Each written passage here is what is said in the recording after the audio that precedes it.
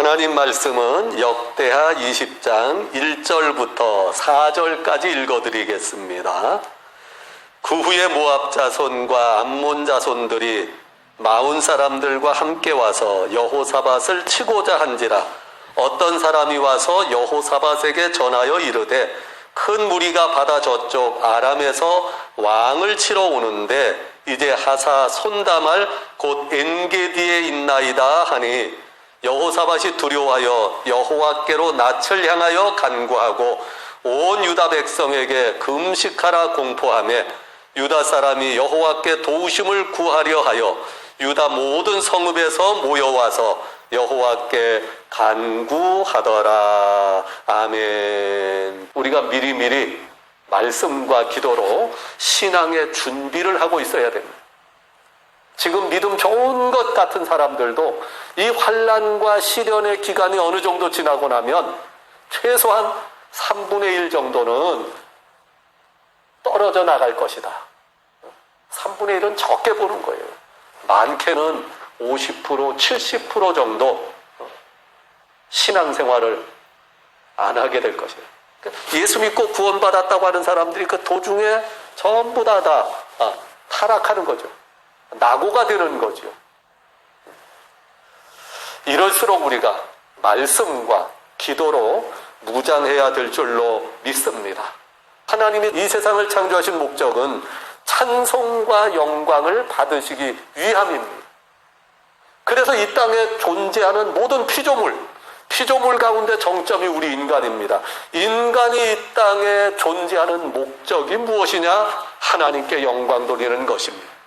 우리가 이 땅에 살아가는 모든 삶의 이유와 목적은 제일 영순위 우선순위가 하나님께 영광을 돌려드리는 것입니다. 이것이 우리 인생의 가장 중요한 첫 번째 으뜸되는 목적이 되어야 합니다. 하나님께 영광을 돌려드리는 여러 가지 방법들이 많이 있는데 그 중에서도 최고의 방법, 최상의 방법은 바로 제사라는 방법입니다. 구약 성경에는 제사였고 신약 시대에는 예배라고 표현됩니다.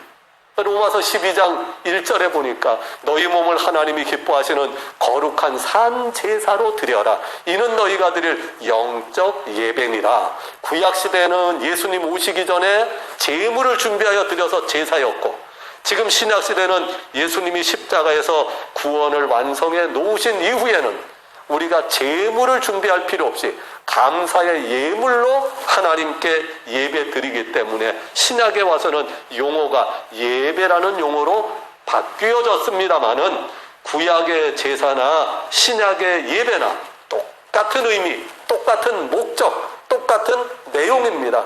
하나님께 영광을 돌려드리는 일, 이것이 바로 예배의 가장 중요한 목적입니다.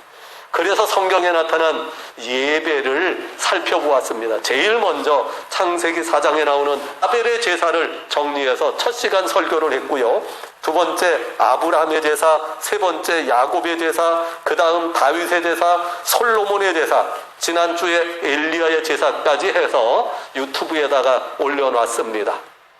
오늘은 엘리야와 동시대 그 다음 세대를 살았던 여호사밧 왕의 삶을 통하여 제목을 여호사밧의 제사라고 정했고 이 여호사밧의 제사를 살펴보면서 우리가 은혜를 나누고자 합니다. 성경에 나타난 가장 대표적인 믿음의 사람들, 하나님 앞에 어떻게 제사를 드렸고 그 제사의 결과는 어떤 열매로 나타났는가를 성경에 나타난 믿음의 사람들을 한 사람씩 점검하면서 지금 내려오다가 보니까 여호사밧 임금까지 내려왔습니다. 오늘 20장에 보면 여호사밧 인생의 가장 크라이막스의 사건, 여호사밧 왕의 일생의 가장 중요한 사건이 오늘 20장에 벌어졌습니다. 모압 사람들과 이스라엘 동쪽에는 모압과 그 위에 있는 암몬과 그 밑에 있는 마온 사람들, 마온은 지금으로 말하면 에서의 후손 에돔 족속입니다. 한강 동쪽에 있는 암몬과 모압과 그리고 에돔 세 나라가 연합을 해서 남한국 유다를 쳐들어왔습니다. 이 남왕국 유다의 국력은 북왕국 이스라엘과 남왕국 유다가 합해져야 이게 하나인데, 이스라엘 전체 하나가 동쪽에는 암몬과 1대1입니다. 그리고 이스라엘 전체가 모압과 합니다. 1대1 정도 됩니다. 그리고 남북 왕조가 합쳐져야 에돔과 비슷비슷합니다. 그런데 지금 유다는 북왕국 이스라엘과 남왕국 유다로 갈라져 있고요. 북왕국 이스라엘은 12지파 중에서 10지파, 인구와 땅을 10지파가 가지고 올라가서 쪼개진 나라가 북왕국 이스라엘이고, 남왕국 유다의 영토는 유다 지파와 베냐민 지파 달랑 2개만 가지고 있어요. 그러니까 전체 이스라엘의 6분의 1 되는 국력만 남아있습니다.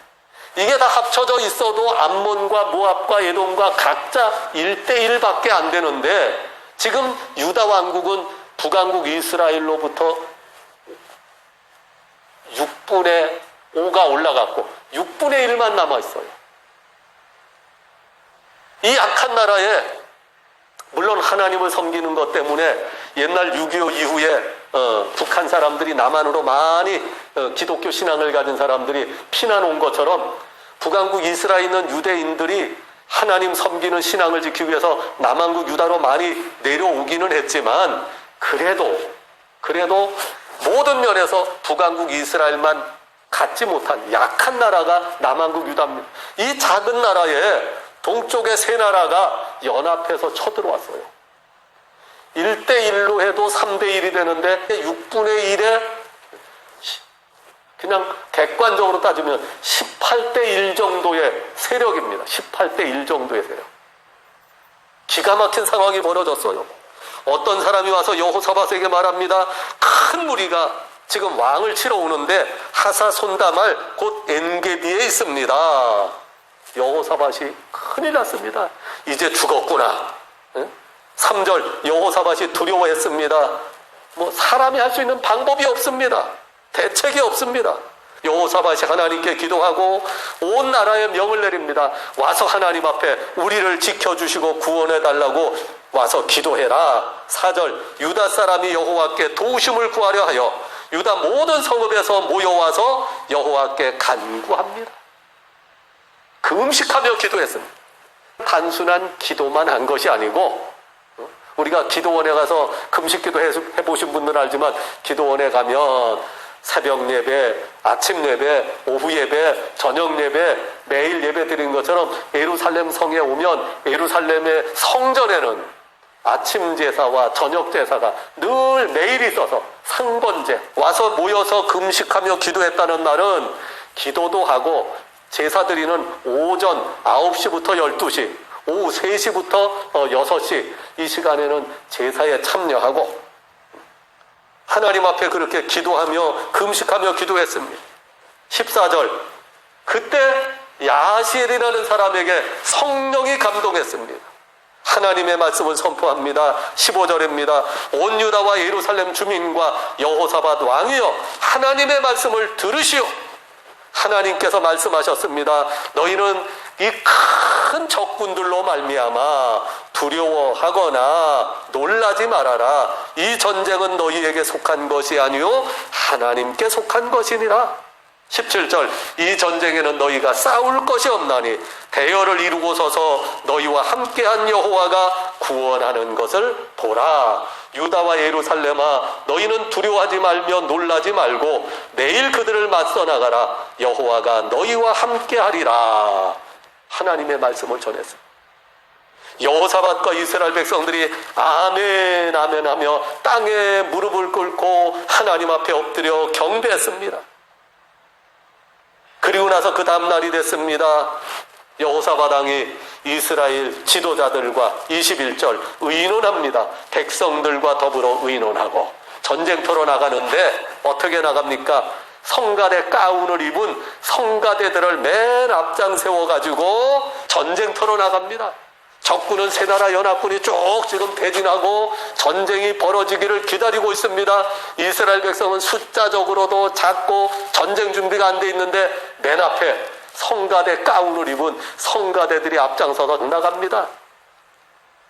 적군들이 그 모습을 보고 어떻게 생각했을까요? 얼마나 우습고 가소롭게 느껴졌을까요? 그런데 22절, 이제 전쟁터에 가서 마주섰습니다. 22절, 노래와 찬송이 시작될 때에 하나님이 기적을 행하십니다. 복병을 일으켜서 군들끼리 싸우기 시작하는데, 세 나라 연합군이 서로 싸우면서 각 나라가 각자 복병을 따로 숨겨뒀어요. 이스라엘 백성들이 찬송하는 동안에 그 숨겨놓은 복병들이 서로 발각이 되기 시작합니다. 자, 그래서 숨겨놨던 복병들이 서로 발각이 돼서 자기들끼리 싸움이 벌어집니다. 이스라엘 백성들은 찬송하고 있는데 세 나라 연합군이 자기들끼리 치고받고 싸워서 찬송이 다 끝난 다음에 보니까 하나도 살아남은 사람이 없습니다. 이스라엘 백성들이 전쟁터에 가보니까 다 죽어 넘어졌어요. 그 당시 전쟁에는 모든 물건들, 식량부터 자기가 그 빼앗은 소지품 같은 거 다 가지고 다닙니다. 옷도 벗기고 무기도 거두어드리고 들고 왔던 식량이나 여러 가지 금은 보물들 가져온 것들을 전부 다 모아드리는데 적군들이 얼마나 많이 죽었는지, 거기 나온 이스라엘 백성들이 전부 다 모여서 중간에 평평한 평지에다가 가져다가 쌓아놓는데 하루에 몇 번씩, 그래서 군의 침입이 오히려 전화위복으로 바뀌고 맙니다. 자, 여호사밧은 평생이 하나님께 제사의 삶을 살았는데, 여호사밧의 인생에 하나님께 어떤 제사의 인생을 살았느냐? 첫째는 믿음과 신앙의 제사로서의 삶을 역대하 17장 3절에 보면 여호와께서 여호사밧과 함께 하셨으니 이는 그가 그 조상 다윗의 처음 길로 행하여 바알들에게 구하지 아니하고 오직 그 아버지 하나님께 구하며 그의 계명을 행하고 이스라엘의 행위를 따르지 아니하였습니다. 6절, 그가 전심으로 여호와의 길을 걸어 산당들과 아세라 목상들도 유다에서 제거하였더라. 하나님만 섬기고 하나님을 의지하는 진실한 믿음과 신앙으로 살았던, 꼭 예배가 하나님 앞에 제단 쌓고 제사 드리는 무릎 꿇고 절하는 제사만이 예배가 아니라 히브리서 13장에 보면 순종의 제사, 찬미의 제사, 그 다음에 서로 나누어 주어라 하는 이런 제사는 하나님이 기뻐하시는 제사라고 성경 말씀하고 있습니다. 히브리서 11장 6절에도 믿음이 없이는 기쁘시게 못하나니 하나님께 나아가는 자는 반드시 그가 계신 것과 자기를 찾는 자들에게 상 주시는 이심을 믿어야 할지니라. 여호사밧은 왕이 되어서 늘 하나님을 의지하고 하나님을 찾고 하나님의 뜻을 따라 살아가는 삶을 통하여 신앙의 제사를 드리는 그런 삶을 살았습니다. 두 번째, 여호사밧의 제사는 말씀에 따르는 순종의 제사였습니다. 17장 3절부터 6절까지 보면 여호와께서 여호사밧과 함께 하셨으니 이는 그가 그 조상 다윗의 처음 길로 행하여 바알들에게 구하지 아니하고 오직 그 아버지 하나님께 구하며 그의 계명을 행하고 이스라엘의 행위를 따르지 아니하였습니다. 9절에 보면 왕인 여호사밧 자기만 하나님의 말씀과 계명을 따르는 것이 아니라 9절, 그들이 여호와의 율법책을 가지고 유다에서 가르치되 그 모든 유다 성읍들로 두루다니며 백성들을 가르쳤더라. 그 다음에 19장 8절에 보면 여호사밧이 또 예루살렘에서 레위 사람들과 제사장들과 이스라엘 족장들 중에서 사람을 세워 여호와께 속한 일과 예루살렘 주민의 모든 송사를 재판하게 하고 그들에게 명령하여 이르되 너희는 진실과 성심을 다하여 여호와를 경외하라. 19장 11절 마지막에 보면 너희는 힘써 행하라. 여호와께서 선한 자와 함께 하실지로다. 하나님 말씀대로 왕인 자기가 하나님을 섬기고 하나님 말씀대로 살 뿐만 아니라 왕도 직접 다니면서 말씀을 가르치고 또 사람들을 세워서 각 지역으로 각 마을로 파송해서 하나님의 말씀을 가르치고 하나님의 말씀을 전하게 합니다. 19장 4절 보세요. 여호사밧이 예루살렘에 살더니 다시 나가서 부엘세바에서부터 에브라임 산지까지 민간에 두루 다니며 그들을 그 조상의 하나님 여호와께로 돌아오게 하고, 누가요? 왕인 여호사밧이 직접 부엘세바에서부터 에브라임 산지까지 다 찾아다니면서 하나님을 믿어라 말씀을 가르치고 권하고, 왕이 직접 이렇게 했다는 겁니다. 이게 보통 믿음이 아니죠. 보통 열심이 아닙니다. 하나님의 말씀대로 선포하고 말씀대로 이스라엘 백성들 살게 하려 왕이 직접 나가서 가르치고 전하고 권면하고, 이런 열심이 이제 여호사밧 왕에게 있었습니다. 뿐만 아니라 오늘 20장에서 아까 읽어봤지만 이제 세 나라 연합군이 쳐들어왔을 때 하나님 앞에 금식하며 기도할 때 하나님의 영이 야하시엘이라는 선지자에게 임했습니다. 야하시엘이 말합니다. 너희는 이 전쟁으로 인하여 놀라지 말아라.